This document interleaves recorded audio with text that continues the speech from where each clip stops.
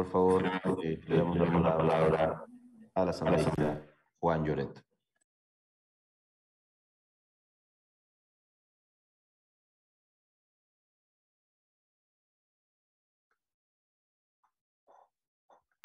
Muy buenos días, señor presidente, colegas asambleístas, pueblo ecuatoriano.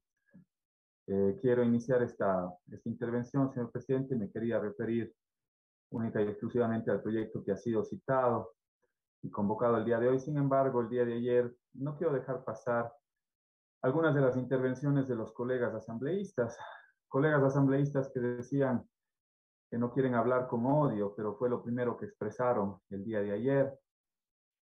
Y precisamente refiriéndose al proceso electoral del día domingo. Yo, por el contrario, señor presidente, yo sí quiero reconocer el espíritu democrático del pueblo ecuatoriano del día domingo, agradeciendo sobre todo públicamente y con el corazón en la mano a esos más de 4.200.000 ecuatorianos, entre ellos 146.000 azuayos, que respaldaron la propuesta del progresismo liderada por el compañero Andrés Arauz y Carlos Rabascal. Precisamente son esos más de 4.200.000 votos que se ratificaron, al igual que el 7 de febrero, a la Revolución Ciudadana como la primera fuerza política en el próximo periodo legislativo. También es mi deber, como demócrata convencido que soy, reconocer el triunfo del señor Lasso. Eso no quiere decir que mis convicciones ni mis principios políticos hayan cambiado, pero los demócratas siempre recibimos los triunfos con humildad y compromiso, y las derrotas con altura y reconocimiento, sin pataleos, pese a toda la campaña sucia que se evidenció en la segunda vuelta.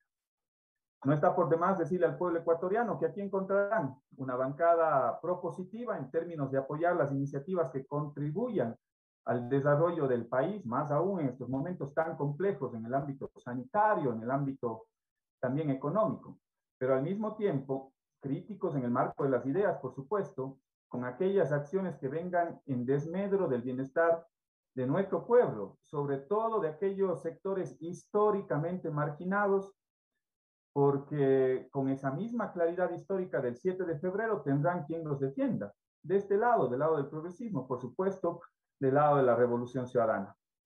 Ahora voy a referirme precisamente a esta ley que nos ha convocado el día de hoy, que se pretende aprobar.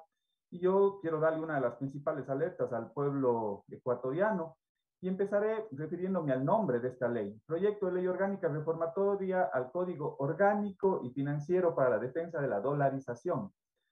Un nombre bastante ambicioso y al mismo tiempo bastante engañoso.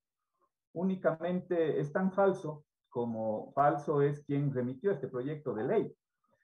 Tan falso como aquella cámara que se manejaba desde Bélgica, como el puente que no se conduce a ningún lado, como esa famosa ley humanitaria, que no era humanitaria para la clase trabajadora, pero sí era humanitaria para la banca. Tiene los mismos defectos, empezando desde ese mismo nombre, la falsedad con la cual se pretende manipular a los ecuatorianos con el nombre de esta ley. Y precisamente empezaré observando la pertinencia de esta ley, a sabiendas que la remite un presidente que está a menos de 40 días de terminar su mandato y con una serie de cuestionamientos a nivel de su credibilidad, con una amplia orfandad de respaldo popular, pretende hoy dejar sentadas las limitantes y las nuevas bases en la política económica para los siguientes gobiernos. Y lo envía nada más y nada menos que una asamblea con el 2% de aceptación y a 30 días de terminar su periodo. Yo les pregunto, colegas asambleístas, señor presidente, ¿acaso no sería más prudente que el nuevo gobierno sea quien plantee las pautas del manejo económico, monetario y financiero? Y ojo que no hemos cambiado nuestro discurso en función de los cálculos políticos, como decía ayer algún asambleísta, en función de los cálculos políticos electorales. Hemos tenido una posición coherente con el país y nos sostenemos. Esta ley no es positiva ni para un gobierno progresista, ni tampoco para un gobierno neoliberal. Y ya les voy a decir por qué. Y en este mismo ámbito de la pertinencia de la ley, esta ya fue rechazada y archivada en noviembre del 2019, señor presidente, por esta misma asamblea, cuando se intentó con la ley Trole 4 reformar, entre otras cosas, el Código Monetario y Financiero, y por eso mismo debemos estar atentos los ecuatorianos a los asambleístas que votaron en contra de esa ley, y que ahora con textos similares ya se pronuncian a favor de este mismo texto. Otro elemento que debe ser analizado es la calificación por parte del CAL de este proyecto de ley, el mismo que fue devuelto el 10 de febrero por problemas de forma y luego nuevamente por inconstitucional. Y aquí es cuando yo me pregunto y les pregunto a ustedes, señores miembros del CAL, ¿qué ha cambiado en este nuevo proyecto? A mi modo de ver, tiene los mismos vicios de inconstitucionalidad que el devuelto el 7 de marzo. Solo han cambiado las posiciones políticas y la coyuntura política, pero nada en el fondo de la iniciativa de esta ley. Y si vamos a los temas de fondo, señor presidente, este proyecto plantea una serie de cambios radicales a la estructura institucional y funcional del Banco Central, poniendo una supuesta independencia a sabiendas que el Banco Central en este momento ya tiene independencia administrativa y presupuestaria, pero sobre todo tiene vicios de inconstitucionalidad planteados desde el artículo 303 de la Constitución, que ya se dio lectura solo de manera parcial por parte de un legislador. El artículo 303 habla sobre la formulación de las políticas monetaria, crediticia, cambiaria y financiera es facultad exclusiva de la función ejecutiva, facultad exclusiva de la función ejecutiva y se instrumentará a través del Banco Central. La ley regulará la circulación de la moneda con poder liberatorio en el territorio ecuatoriano, la ejecución de la política crediticia, financiera, también se ejercerá a través de la banca pública y el Banco Central es una personería, una persona jurídica en derecho privado cuya organización y funcionamiento será establecido por la ley. Este proyecto, cuando se plantea la eliminación de un nuevo directorio, está asumiendo que ni el ministro de Economía y Finanzas ni los otros ministros que son parte de la formulación de la política monetaria que dice este artículo ya no van a estar presentes. Si el día de mañana se quiere incentivar uno de los sectores productivos, del sector agrícola y pecuario, ¿cómo lo van a hacer si el ministro de Comercio Exterior, el ministro de Economía y Finanzas no son parte de ese directorio? Entonces, hay serios vicios de inconstitucionalidad que no han sido sufridos en este nuevo proyecto de ley. Lo que plantea en esta reforma es dar la independencia al Banco Central. Yo me pregunto, según las intervenciones de algunos colegas legisladores, ¿vamos a darle independencia al Ejecutivo para caer en una dependencia plena de la banca, porque ellos son los nuevos integrantes de los directorios? Entonces, ¿de qué dependencia estamos hablando? ¿De qué independencia estamos hablando? Se ha criticado la capacidad del Banco Central para ser fuente de financiamiento al desarrollo del país, pero con esta reforma se va en cambio al otro extremo. 5 personas de un directorio que vienen del sector financiero y bancario tendrán la capacidad de disponer no solo de los recursos del encaje bancario, sino también los recursos públicos para un escenario posible de un salvataje bancario, e incluso si esto no es suficiente, recurrir a créditos externos. Siendo tan críticos, y ahí llamo a la coherencia, siendo tan críticos con lo primero que les acabé de mencionar, ¿cómo pueden ser tan permisivos con lo segundo? Es lo que me pregunto, son parte de las paradojas de la política, peor aún, de la politiquería. Me parece totalmente contradictorio que a puertas de un nuevo gobierno, que ustedes mismos, que tienen la mayoría en esta asamblea, y que ganaron el gobierno el domingo anterior, quieran ponerse una camisa de fuerza de entrada del nuevo gobierno. Miren, el sector de la economía en grandes rasgos, y más aún una economía dolarizada, partimos de 3 sectores: sector monetario, sector fiscal y sector externo. Yo creo que no hay que ponerle camisas de fuerza, y peor aún a un nuevo mandatario. Si es que el sector monetario está limitado porque tenemos una economía dolarizada, es decir, no se pueden emitir monedas, dólares, sino de manera parcial, entonces nos toca echar mano del sector fiscal y del sector externo. Entonces no hay que tener ninguna ventana cerrada, y la posibilidad o no de poder recurrir a liquidez del Banco Central va a depender del nuevo mandatario si es que lo utiliza o no. Pero ¿para qué de entrada vamos a cerrar esa posibilidad? ¿Para qué le vamos a poner una camisa de fuerza? Y más aún, la rigidez de los 4 balances, en el cual se tienen que cubrir en el primer balance los depósitos monetarios. ¿Y qué pasa si es que no tenemos en ese momento todas las reservas para el desarrollo del país? Se quedará limitado el desarrollo del país. Entonces a mí me parece que no es prudente, a la entrada inclusive de un nuevo gobierno, por más que sea un gobierno de corte neoliberal, ponerse esa camisa de fuerza. Hay que tener todas las ventanas abiertas y todas las puertas abiertas para recurrir o no a un modelo de endeudamiento interno, pero será el nuevo gobierno el que lo pueda limitar. Bueno, hay otro tema que me preocupa de sobremanera, que es la liberalización de las tasas de interés y de las comisiones.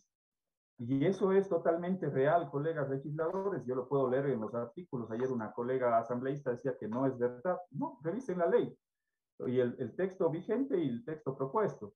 El artículo 14, numeral 3 del Código Monetario le otorga a la Junta la capacidad de establecer los niveles de crédito, las tasas de interés, las reservas, la liquidez, el encaje y demás.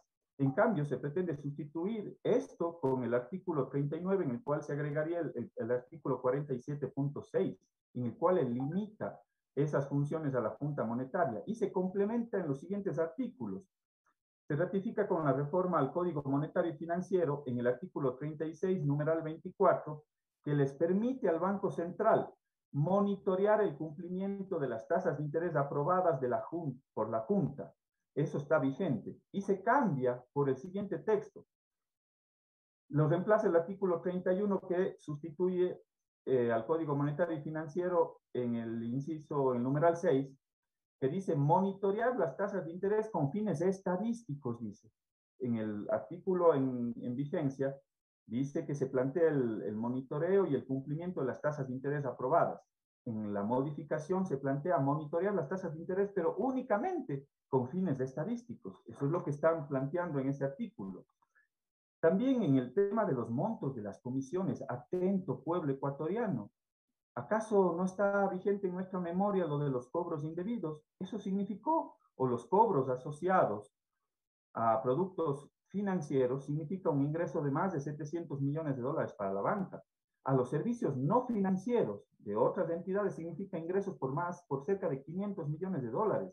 Es nuevamente los $9.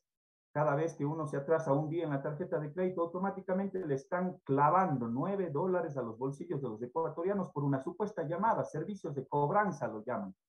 Entonces quiere decir que con estas nuevas regulaciones no van a tener límite, ya no serán 9, serán 15, serán 20, lo que les dé la gana a los que van a estar al frente de la Junta de Política y Regulación Monetaria y Financiera, de la Junta Bancaria.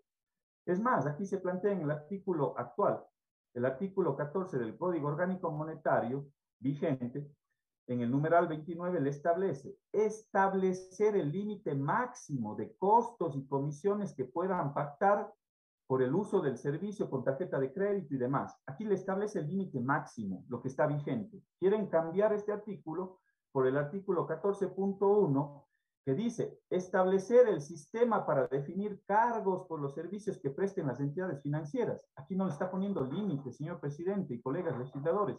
Es gravísimo, gravísimo lo que se pretende aprobar el día de hoy. Nuevamente tendremos los abusos de la banca, los cobros indebidos. Por cierto, es una ley que lo presenté hace 2 años, señor presidente, y que ha sido suspendido el debate, que es la ley que busca frenar los abusos dentro del sistema financiero. Seguramente ya no la volveremos a poner, al menos en esta asamblea no veo que existan las condiciones. Ojalá en la nueva sí se pueda llevar adelante ese debate.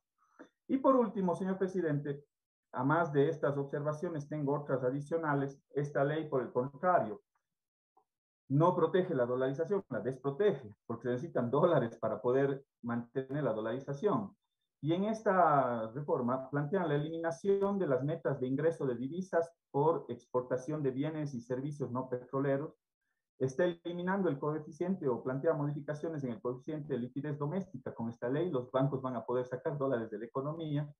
Crea una política de salvataje bancario, dispone al Ministerio de Finanzas la posibilidad de endeudarse inclusive para poder apoyar en el caso de la disminución de reservas, increíble en el Ecuador, yo pensé que eso ya estaba superado. Y un tema muy grave con el cual termino, señor presidente. Es un tema muy grave porque va a afectar al sistema cooperativista. Atento sistema cooperativista.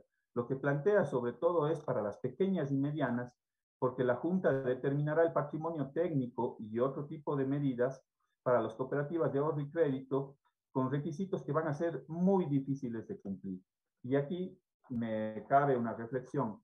En el momento en el cual esas cajas de ahorro pequeños, esas cooperativas pequeñas desaparezcan, y son las cooperativas que han estado en los lugares más alejados de la población, donde que no ha llegado la bancarización, que no llega ni siquiera al 50%, pero en el momento en el cual estas entidades financieras desaparezcan, ¿quiénes se van a beneficiar? ¿Acaso no es la banca los que van a utilizar esos mecanismos? Ojalá puedan llegar hacia esos diferentes sectores que son los más aislados, los más alejados del país. Entonces, aquí hay intereses de por medio, son los intereses nuevamente del sistema financiero, del sistema bancario. Por lo tanto, señor presidente, yo apoyaría la moción planteada por nuestra compañera Lira Villalba en el sentido de que esta ley, tal como está planteada, debería archivarse por el bienestar y por el beneficio no solo de este gobierno, sino del próximo gobierno que seguramente tendrá la capacidad y la posibilidad de poder establecer su política monetaria, su política financiera sin ataduras, sin camisas de fuerza. Démosle los instrumentos que están vigentes hoy en el Ecuador para que sea el nuevo gobierno, el que por último establezca las condiciones con las cuales se va a manejar el país en el ámbito